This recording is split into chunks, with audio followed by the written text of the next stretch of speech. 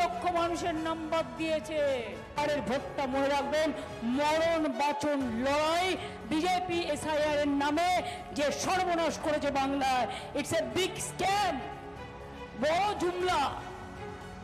জোর করে ভয় দেখিয়ে মানুষের 90 লক্ষ মানুষের নাম বাদ দিয়ে 60 লক্ষ হিন্দুর নাম বাদ আর 30 লক্ষ মুসলমানের নাম বাদ দিয়ে ধর্ম দেখাচ্ছ।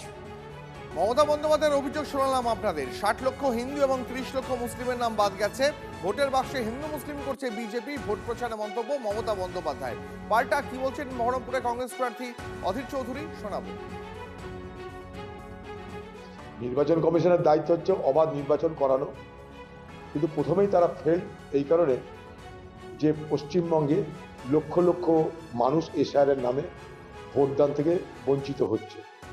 তাই প্রথম পর্যায়ে তারা ব্যর্থ, কারণ অবাধ নির্বাচন মানে অবাধ নির্বাচক মণ্ডলীর তালিকা। সেটা যদি সম্পূর্ণ না হয় তাহলে অবাধ নির্বাচন আমার মতে অসম্পূর্ণ।